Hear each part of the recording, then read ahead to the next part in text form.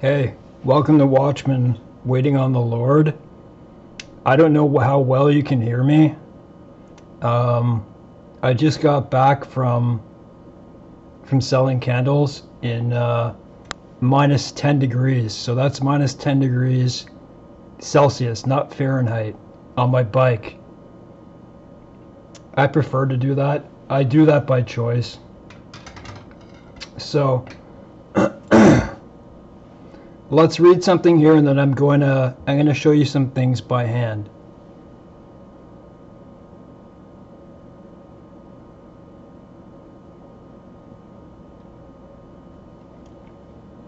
Ecclesiastes 11:6. Sow your seed in the morning, and at evening let your hands not be idle, for you don't know which will succeed, whether this or that, or whether both will do equally well. And I'm not going to look it up, but you know Paul the Apostle, how he talks about keeping your hands busy, and you know it says that those who aren't willing to work with their hands and to work, aren't worthy to eat. So my whole point is to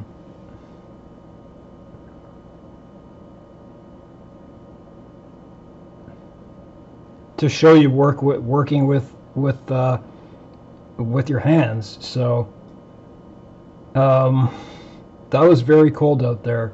So I'm going to show you a few things here.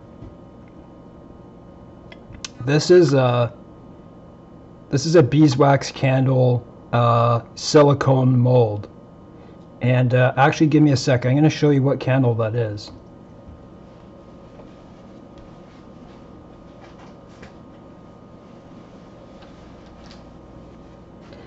That's this candle right here. It's called my garden leaves pillar, and pardon me, I have like bicycle chain grease on my hand still. So that's my garden leaves pillar. That's what that is. I found a nice, it's like a marble thing. This is over my sink. So this is how to string up a beeswax candle. So this is a mold, and there's a hole here, and all you have to do, you don't have to have special tools or anything, but this is a wicking needle, and the size of wick that I need for this is number 4. Other people go by like ply, and I don't like having to calculate that. I go by the numbers. So I just take this. I don't know how well you can see this. I just take the end of this, and I take the pointy end. You can use this end too, and be careful not to damage the mold. And I just take it and I push it through enough. I go in and I grab it with my fingers, pull it out.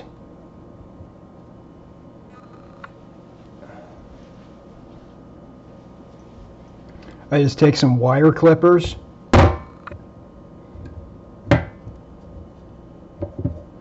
My hands are still frozen from outside.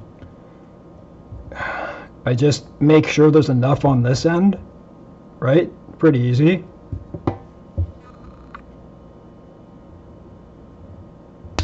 I just leave that much on that end.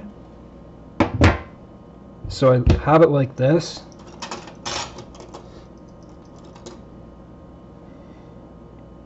Take some popsicle sticks, put it over it, hold the wick, and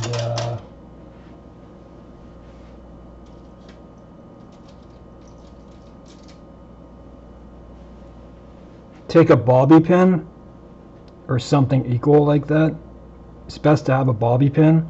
Take it, just put it over, and there you go. Excuse me. Because of how wide it is, as you can see, I can't go any further. You might wonder what happens when I pour it. Won't it touch the popsicle stick? What I do, because it's wider. Like with the smaller one, I can push the popsicle sticks out to the edge, but with this, it's just too big for the bobby pin. You can get a special thing to hold your wick above. I don't do that because I don't like wasting my time, so I just make sure not to pour so it touches the popsicle sticks. So I made, because I have to make more, because I sold a few out there, so, and they sell well right now because of Christmas. So I'm going to pour it for you. I can't do time-lapsed. I don't know how to do time-lapsed. I used to do video editing, but anyways, so I'm going to pour this and show you, and so that's why I showed you the finished product. Such a nice candle. Pardon me, I gotta eat a piece of an orange here so I don't get more kidney stones.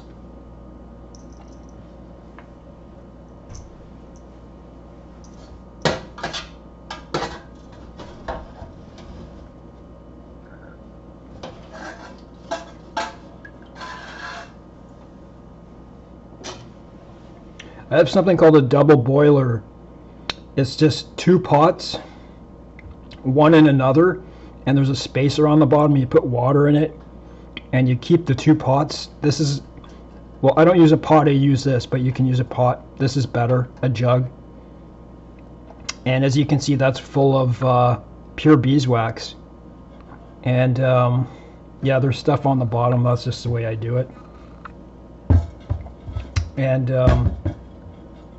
as you can see there, I have a temperature gauge, and I never let it go above a certain temperature. So just put that like that.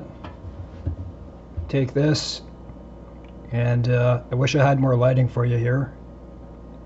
I couldn't do it on my stove because I had to make this, so I can't put that there.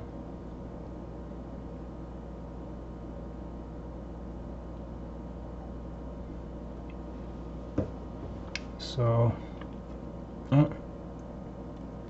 it's about good.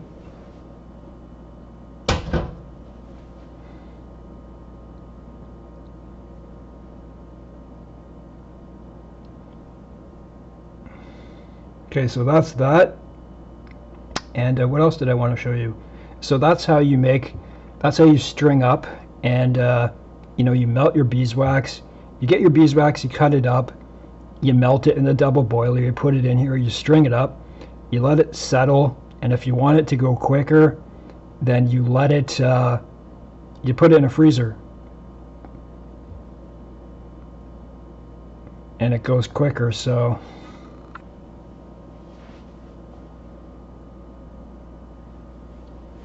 alright, what am I doing next here?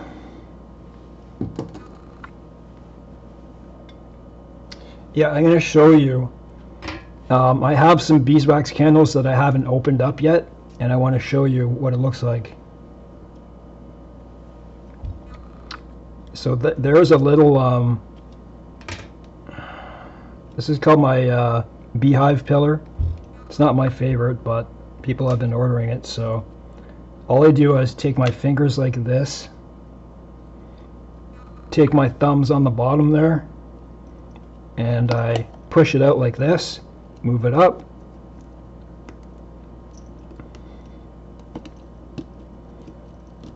and I take it out,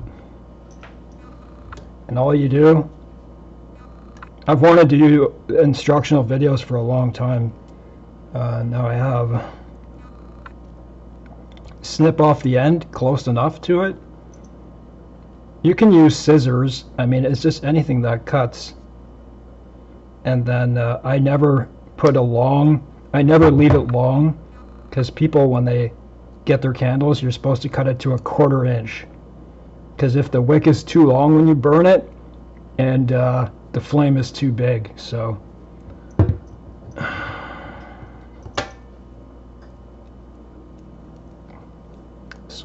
I just fix it and do whatever I have to do with it.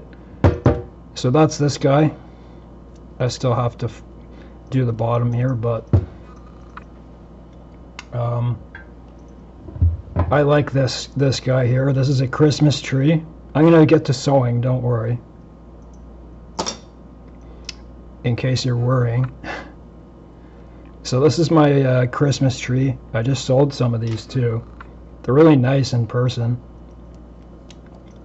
So you have to close them with these because these are kind of, this is a different mold than that one because it has an opening on the side, so it's easier to take it out because the details in it are like, you'll see. Isn't that awesome? So this is kind of a foldable one. They're not my favorite in that capacity, but, and I prefer to do this after a freezer, but because of all those details, you kind of push it on the end and twist, and there you go.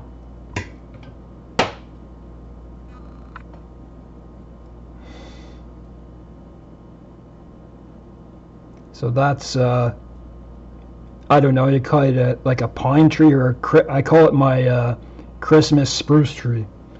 So again,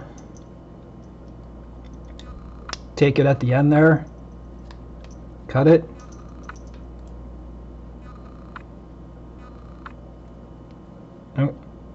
cut it. These candles are amazing because they burn easily twice as bright as a regular candle. They never go bad. They're non-toxic, and they burn about 2 times as long as any other candle but a soy, but they're much better than soy. You know, this is the honeycomb, right? And so there you go there. That's him. I'll do one more and then I'll show you sewing. Just got to eat a piece of orange here.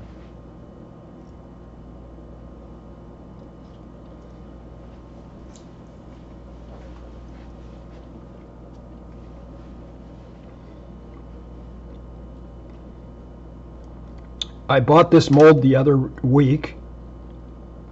It's a dragon. I know you're thinking, and no, not the devil, the dragon. So again, it's another foldable one. Not my favorite to do, because you know sometimes when you do this, pieces can break off, especially if you had it in the freezer. So how long has this been settling? 2.5 hours maybe. So let's fold them up, and I'll show you something. See, there's the base of it right there, and his head is up here. You can see it's like small, so I don't want to break it. So what do? How do I make sure this comes out properly? So I start folding it, and I have to be careful of his wings in the back. What I do is I take my thumb, 2 thumbs, and make sure to stabilize it on his head, so I'm not like pushing him from the side and it breaks. And I guess we'll see what happens. Pretty good. I don't think you can see the definition in there, but it's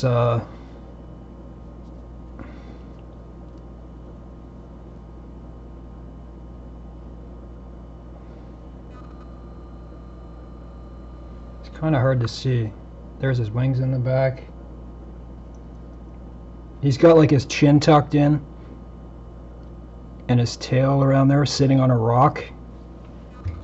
And so again, I take this, cut it, and you know, I could leave it like that, but I'm not going to.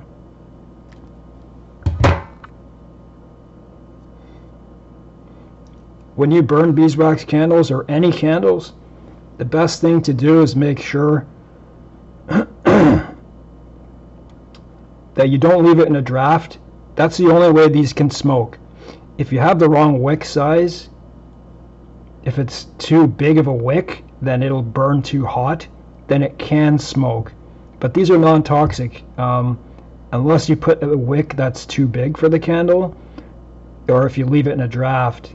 So when you burn candles, always make sure to put your candle in the middle of a table so it can't fall off the sides, right? So that's my dragon. And how much time is there? I guess I could show you one more, and then I'll show you some sewing. I gotta eat. I gotta eat and do this at the same time.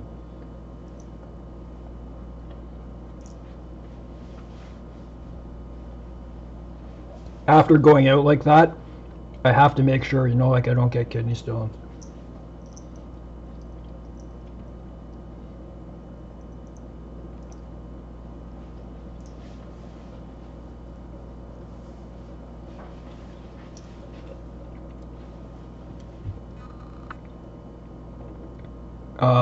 So here's another one of those trees.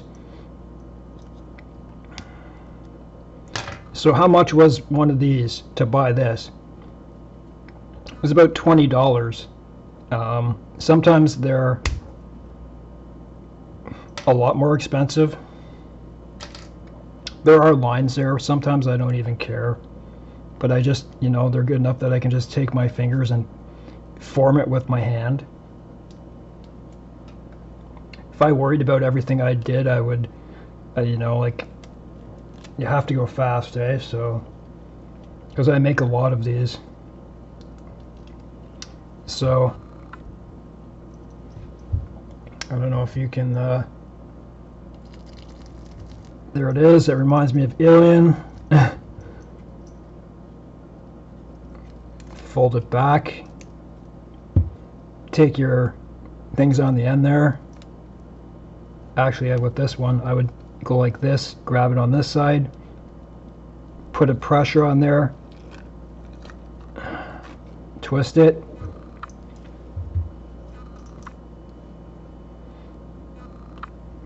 when you're cutting it, make sure to take this or whatever you're cutting, make sure to put pressure inward to cut it as close as you can to the edge, like that. But people don't care, like you can be perfect in everything, but so there it is.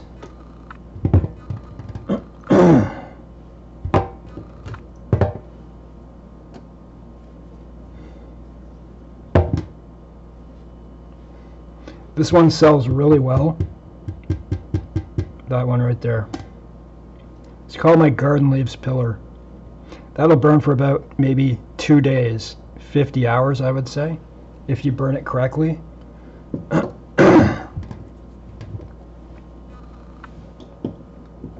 Okay, so what? Look at this. I put that there on purpose, so it's just a tiny little Bible.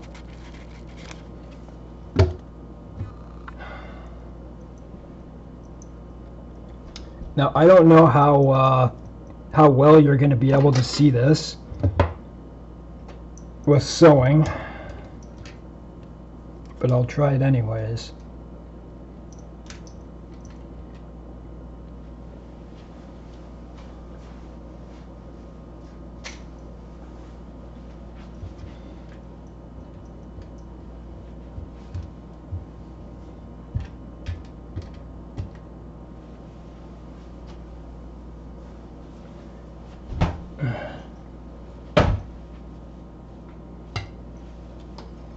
So I'll tell you the backstory.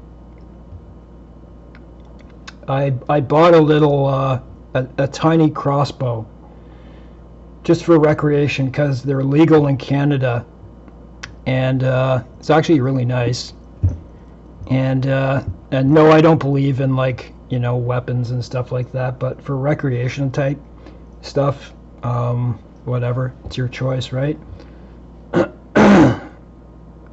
I wanted something, I didn't want to buy a carrying case for it because they were like $150, and so I have I bought a backdrop, like a screen, just like fabric for it was meant for taking videos, for background type thing, and I never needed it, so what I did was, I'm like, it's perfect to hold the bow. And so what I did was I took it and I folded it over itself, and I cut out the shape of the bow. And that's what I did. And I started to take, the needle and thread. I've never sewed in my life before, but I just take a guess, and I started to learn as I went along. Pardon me a sec. Got to take a sip of water here, if anyone's even watching me at this point.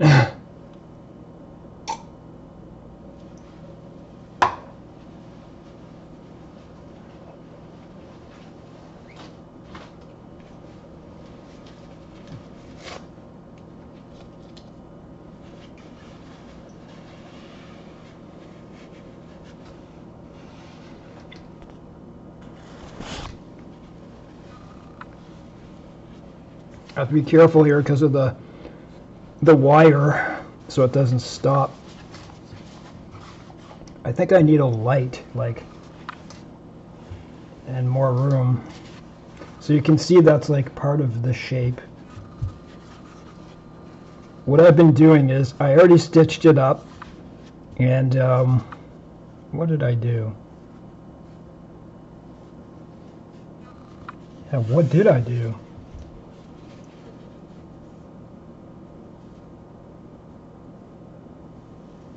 I realized the mistake I made.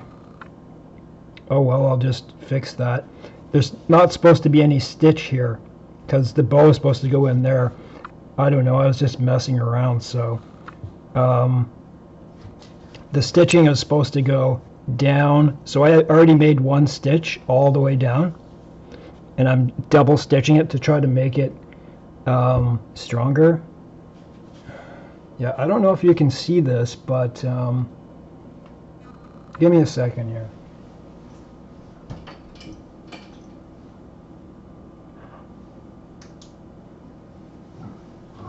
I don't know if this will help. I don't even know where to put this.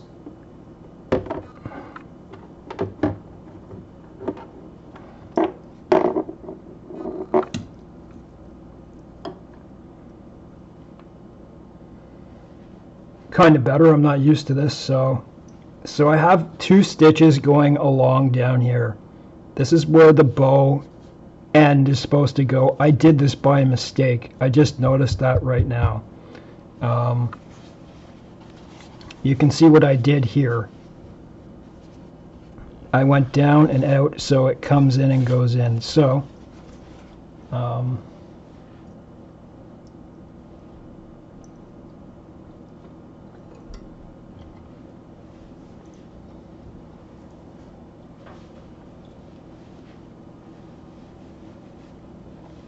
this is a point I want to make, okay? This is a biblical point I want to make. Keep your hands busy. Like, for people who are lost and don't know what to do, and you don't want to be a busybody, start getting into things. Just pick something and do it, because you never know where it will take you. And if you start learning all new skills, like I said, building models, doing candles, I do a lot of different things. I've never done this before. I just decided to cut out a shape and put a needle in it, and that's it. This is double thread, so that means I put the I put this through the end of the sewing needle, and so I put it through, and this is just a smaller version of the thing that pushed my candle wick into the candle mold. So you make it a double line. It's just you put it through and you take enough for, how do I do this? So as you can see, I leave enough on the end so I can tie it. I don't know how to explain this the best, because I'm going to have to tie this when I'm done. So I leave enough, I don't know, I left that much. I left this much at the end, and then I'll tie it whenever I'm done this.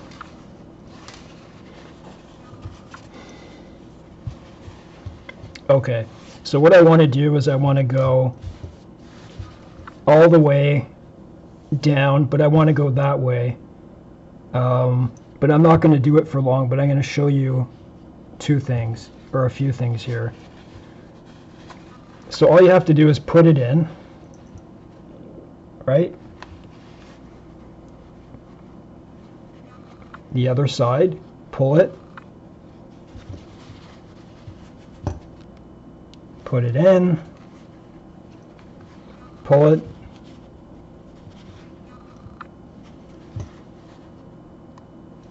in, out, and yeah, I did that to myself. I'll do one more and show you here. I can do it a lot faster than this, but I want to show you something. I'm just showing you how easy it is to go along and make stitches. What I have to do now is I have to tie this, and I'm getting breathless, so I'm going to do this and I'm going to take a break. Now, to tie a knot, this is what I was taught. You can see this here. I leave enough to make sure I tie it off and make a good knot. So I go under this area. I don't know how well you guys can see that, but okay. I do that, and you see that loop?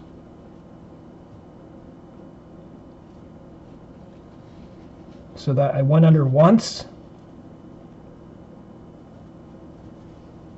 I go under twice, and I pull it, go under again on the closest side. Here, as you can see, there are two little holes. Go to the closest side. That's 3. And then go around for the last one. And that's a knot. I'm not the best at doing it close or anything. I'm like, you know, I just started this, so.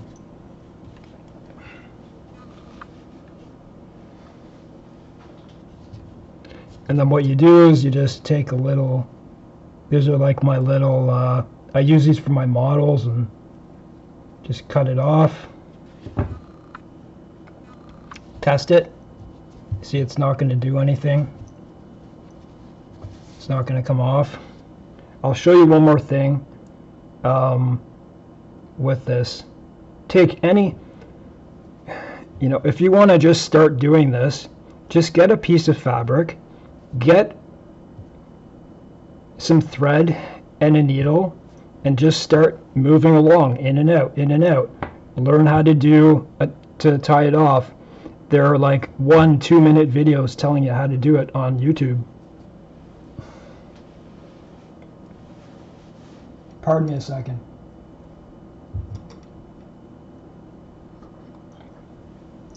Actually, give me 30 seconds, please.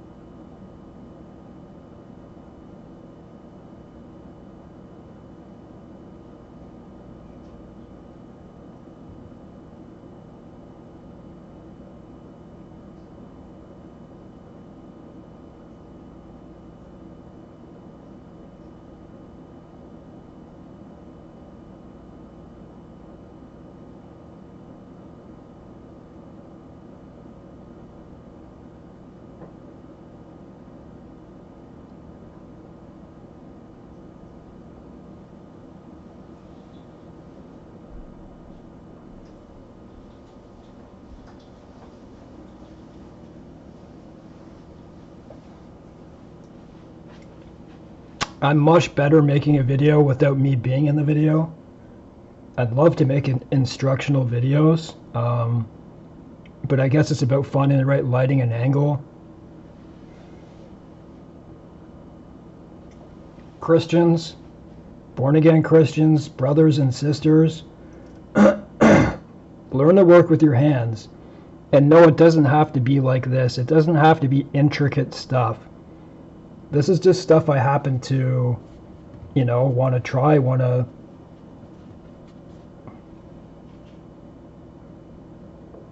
Okay, so if I want to restart this, what I'd do is I'd probably, to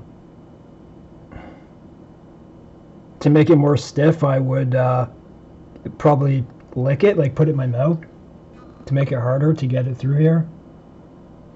Yeah, I know you guys can't see it that well, but I'm doing it, so. Okay, so I got it through.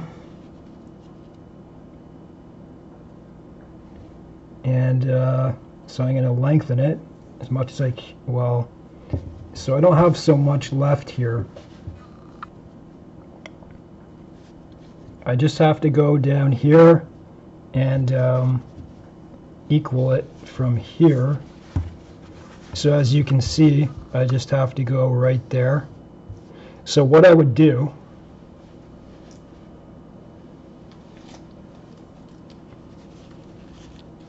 is I would take a marker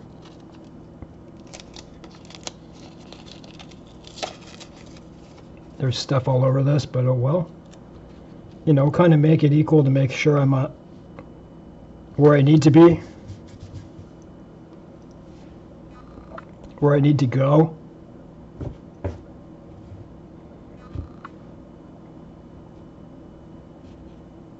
If I ever do another one of these, I'll get a lot better light. It's just about this camera, so that's way more than enough, so I'll just cut this off. Make sure both ends are equal.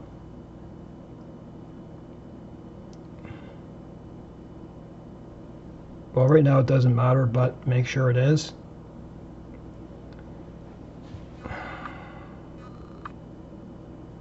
Be careful you don't get, you know, like tangles and stuff, because it can be, you can get, it's easy to get tangles with sewing. So I'm sure there's a lot of women, and a lot of people watch my channel, but who know that it's easy to get tangled and stuff. So I'll just start it again. Put it in there. Take it out. Make sure to leave enough so I can tie it off when I need to. I can tie it off now, but I don't do anything until I'm done. Go at the other side. Put it through. Put it through. So I'm just starting a new thing. I apologize for the lighting.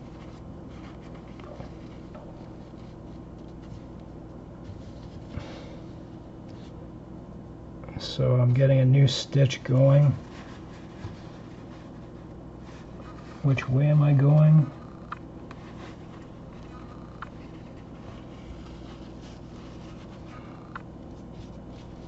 As you can see there, I have a new stitch going. Oh.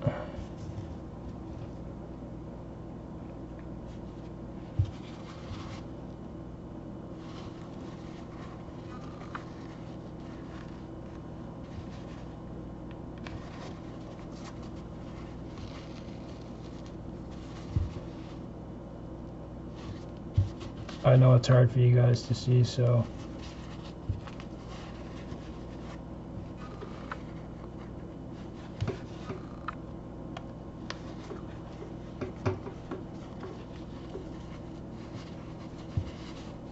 just follow the line, because I already have a stitch, because it's being double stitched, right? Double stitch for double strength, and because I'm just looking for somewhere to waste my time. So as you can see, so there, that's it. So I have that going.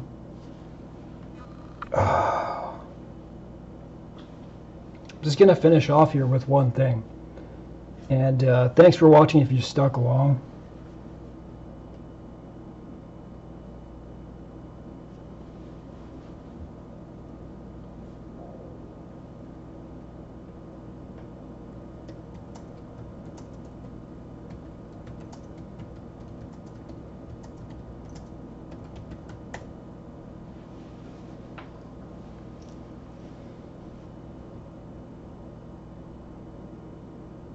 And I'm going to read this verse because it is important.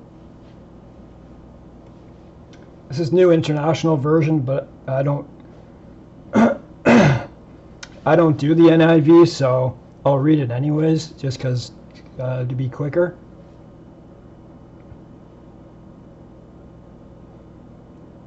First Thessalonians 4:11-14, and to make it your ambition to lead a quiet life. You should mind your own business and work with your hands, just as we told you, so that your daily life may win the respect of outsiders, and so that you will not be dependent on anybody. And it doesn't mean that you know, like, I'm the independent woman. Not like that. It just means, like, learn to be independent. Brothers and sisters, sorry, I'm like looking and then coming, I don't want to, I'm turning my head reading and then. Brothers and sisters, we don't want you to be uninformed about those who sleep in death, so that you won't grieve like the rest of mankind that have no hope. For we believe that Jesus died and rose again, so we believe that God will bring with Jesus those who have fallen asleep in him. And I just wanted to say that, remember, Paul was a tent maker, eh? So he did this type of stuff. He did this type of, well, I'm guessing he had to use stitching, so there you go. Anyways, thanks for watching today's video, and I'll likely finish this off because, you know what, I have autism, and I find stuff like this and other stuff like this, like woodworking, soothing.